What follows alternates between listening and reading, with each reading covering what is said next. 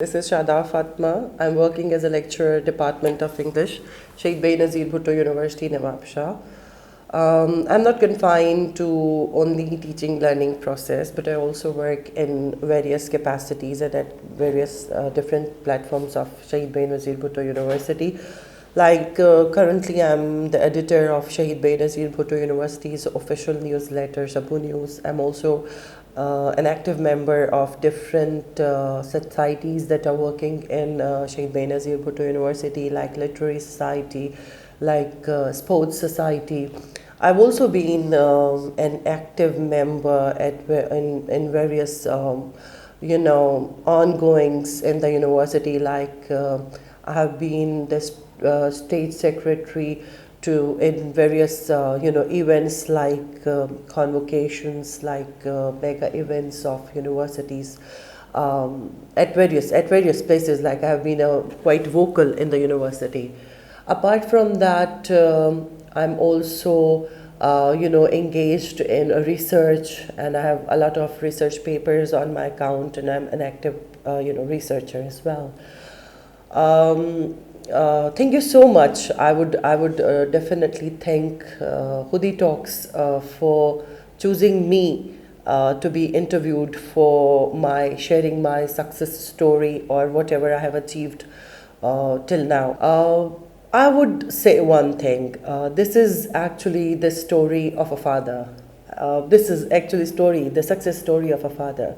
My story is dominantly ruled over by my father. The first thing is that I would definitely share you that I belong to, or I hail from Mirpur Khas city. I had a fortunate birth.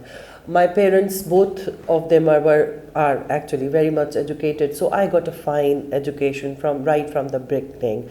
I got a fine schooling, but I was like 2 plus 2 is equal to 4. I was that sort of a child. So I was good at the studies. I was scoring fine and all that. My story would also, be telling you that though it's fine, it's good to have parents who are educated ones in that, but it would also, motivate the parents as well, or rather counsel them that you need to actually put things in the hands of a child as well, because my father actually chose medical for me. I was, this is a story of a career counseling sort of thing as well. So I was a fine student there. I was working well, but I couldn't make it. I couldn't qualify the pre-entrance test and all that. For being a 16 or 17-year-old girl getting a failure at that stage, where you have a lot of dreams, where you actually want to change your life through education, is simply like, it was devastating. It's many of my viewers, I know that you can relate with this failure. When, even in our society, every girl wants to be a doctor, every boy wants to be engineer. Same case was with me. I was, it was pre-decided. Though I was working so good, I was scoring good, but I couldn't make it. So it was a failure, very bad failure for me. Even on that stage, my father again chose for me that I should go for English. He chose that because he himself was in English. And so he thought that English would be the next better option for me. Oh, this decision actually went in my favor. This was the decision that actually turned my life. University of Sindh and Institute of English Language and Literature. Actually, I would say it's a cradle for change. My life changed from there. I became a speaker. I became a writer. I became a person who can understand the psyche of other people. I became a social person from University of Sindh, actually. So that was the place that actually turned my life 180-degree change. Later on, it was again told to me that I must be again focusing on my grades. So I, scored the highest in my English literature subjects and all that, and I actually grabbed first position, and I'm a silver medalist from Institute of English Language and Literature.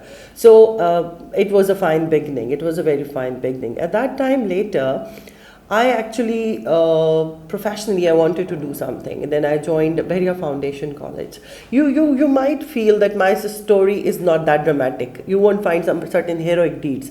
But the twist would come later. Once you are done with a degree, being a girl, or being 21, 22 years of age, now the society's roles comes, everyone was actually pushing my father and my family to get me married. Why? Because it was the high time for me, because it was society's role, comes there. It is always like, you should get married in 20s and all that.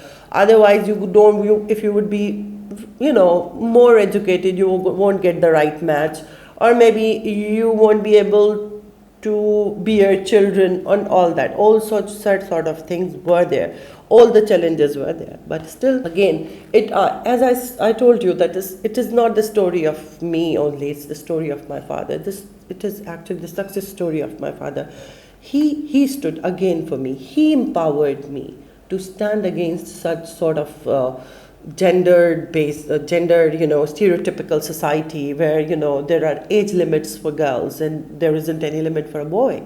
So at that time, we decided that I should pursue my MPhil. Meanwhile, I also, I was quite devastated again when I got another failure.